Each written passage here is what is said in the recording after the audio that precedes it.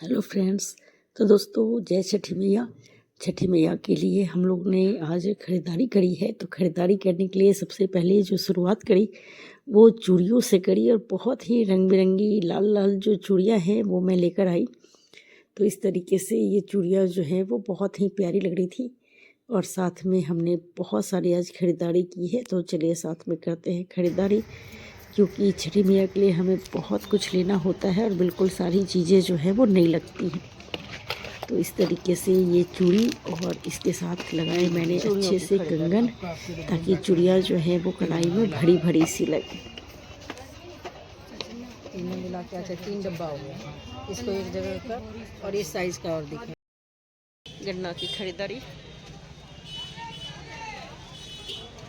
तो चूड़ियों के बाद सबसे पहले जो है मैंने गन्ने की खरीदारी करी, और गन्ना जो है वो बिल्कुल छठी मैया के लिए जो गन्ना लेते हैं ना, वो बिल्कुल सीधा सीधा साबुत जो गन्ना आता है वो लेना होता है, ताकि जब हम कोसी भरते हैं ना तो ये गन्ने जो हैं वो सीधे खड़े रहे और ये गन्ने गिरने की बिल्कुल गुंजाइश ना हो। अनारस, गाजर, शकरकंदी, केले, सेब, शरीफा, अमरूद। अमरूद कैसे? अमरूद कैसे भैया? 100।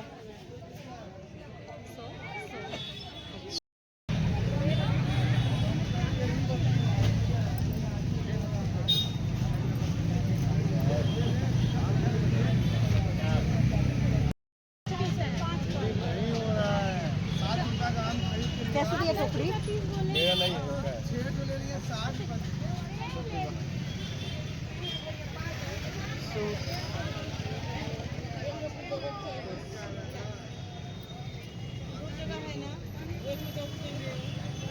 कैसे दिया ये वाली कोसी? ये वाली कोसी? कोसी, दौरा, सूप, फल और इन सारी चीज़ों से सजती है छठी मैया का घाट, और देखने में काफ़ी खूबसूरत लगते हैं। और ये प्यारे प्यारे से कोसी जो हाथी पर के कोसी कहे जाते हैं, हाथी वाले कोसी कहे जाते हैं। और यहाँ बहुत ही सुंदर सुंदर से दिए और जो हाथियाँ हैं ना वो मिल रही थी। तो देखने में काफ़ी प्यारे प्यारे से लगते हैं ये साड़ी। और यहाँ पे सिर्फ इतने सुंदर सुंदर से ये लग रहे थे ना। तो ये देखिए, इस तरीके की चीज़ें जो है हमारे यहाँ ही मिलते हैं, और इससे जब घर और घाट दोनों सजते हैं ना तो बहुत ही प्यारे से लगते हैं। और इस तरीके से इससे रखते हैं हाथी के ऊपर, और इसके अंदर फल और ठेकुआ जो है वो रखी जाती है। इसके ऊपर दिया जलाया जाता है, जिससे ये और भी रोशन हो जाता है। एक इस तरीके का जो बर्तन है वो भी रखा जाता है। तो दोनों तरीके से ये बहुत ही सुंदर से इसे आप सजा सकते हैं।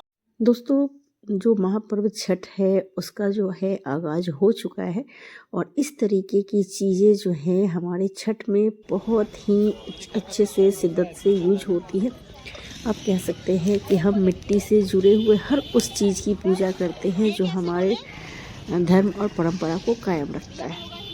मिट्टी से बने हुए बर्तन, इस तरीके की चीज़ें जो होती हैं तो एक कुम्हार की ज़िंदगी संवार सकती हैं। फल जो हैं, एक से छोटे फल और महंगे से महंगे फल, या कह सकते हैं सस्ते से सस्ते फल और जो महंगे से महंगे फल, सारी चीज़ें जो हैं इसमें यूज हो जाती हैं।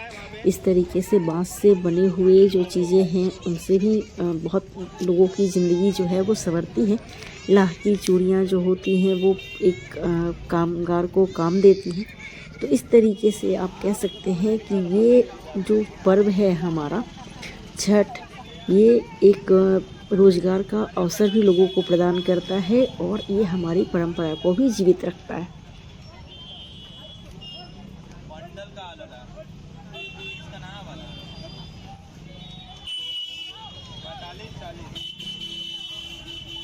और इस तरीके से छोटे छोटे बांस के सूप जो होते हैं ना, ये सूप बाद में भी हमारे बहुत काम आते हैं। जैसे अगर हम साग वगैरह बनाते हैं ना, कोई चीज़ अगर आपको धूप में डालना हो तो ये सूप जो है बाद में बहुत ही काम आते हैं।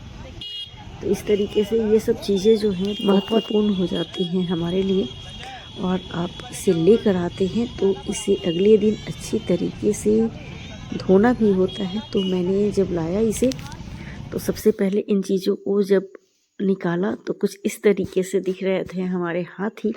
तो ये हाथी जो है वो जोड़े में है और ये बहुत ही सुंदर लगते हैं देखने में।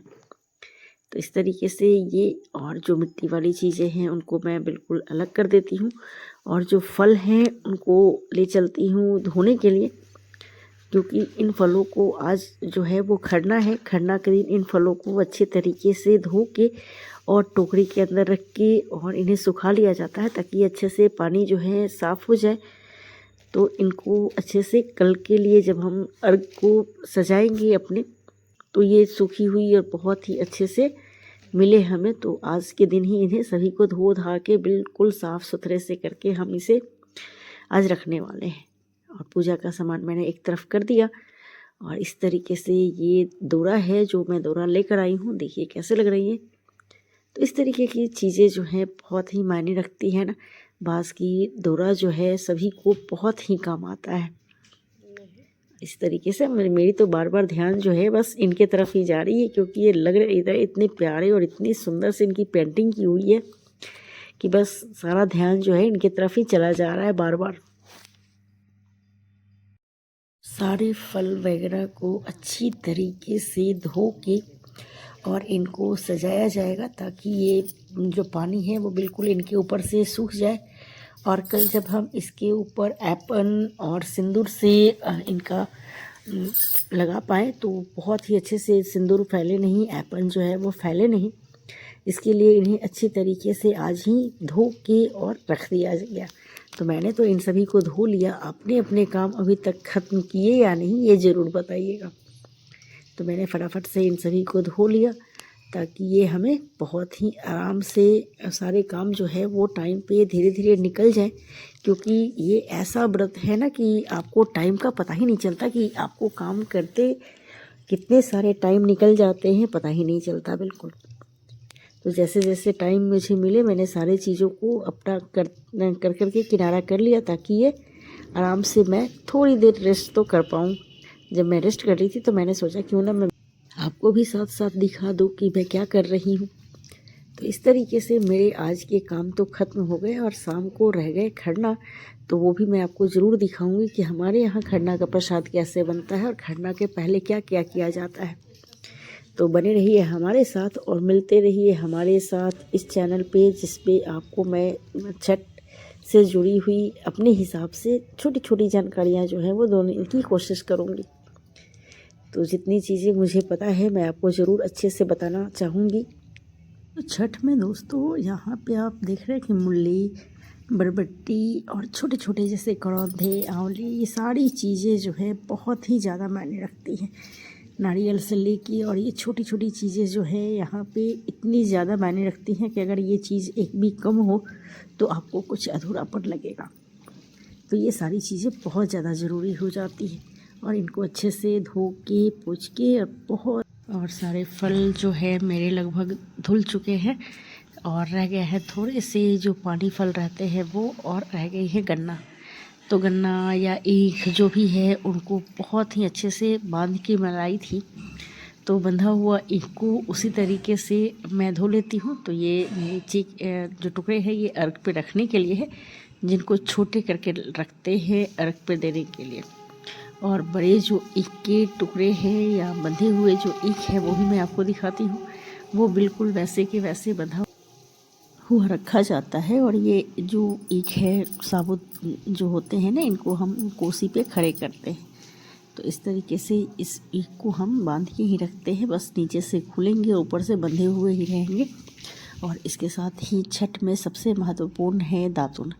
तो यहाँ आम की दातुन आपको रोज़ करनी होगी। 4 दिन हम व्रत करते हैं ना, तो 4 दिन हमें जो है वो आम की ही दातुन लगती है। तो इस तरीके से हम आम की दातुन जो है वो भी निकाल लेते हैं, ताकि हमारे काम जो है वो थोड़े से हल्के रहें, क्योंकि छठ में काम बहुत ज़्यादा होता है और वक्त बहुत कम होता है। तो इस तरीके से हमारे सारे काम रेडी हो गए। आपको हमारी ये वीडियो कैसी लगी, हमारी ये जानकारी कैसी लगी, ज़रूर बताइएगा। वीडियो अच्छी लगे तो लाइक शेयर ज़रूर करें, क्योंकि ये है छठ और छठ में काम बहुत होते हैं। तो हो सकता है मैं थोड़ी सी बिजी हो जाऊं, लेकिन मैं आपके लिए सारी वीडियो लेकर आती रहूंगी। मिलते हैं अगले ब्लॉग में, जहां बातें करेंगे हम और आप ढेर सारी, और देंगे ढेर सारी आपको छठ की जानकारी, क्योंकि छठ जो है हम बिहारियों का गर्व और पर्व दोनों है। तो हम इसका साल भर बहुत ही बेसब्री से इंतज़ार करते हैं। सारे लोग जो होते हैं वो इंतज़ार करते हैं कि छठ में घर जाएंगे तो अपनों के साथ ही खुशियाँ बांटेंगे। और बातों बातों में मेरी दातुन हो गई रेडी, तो मैं चलती हूँ, क्योंकि हो रही है शाम और अब जो है वो शाम का पूजा करना बाकी है। मिलते हैं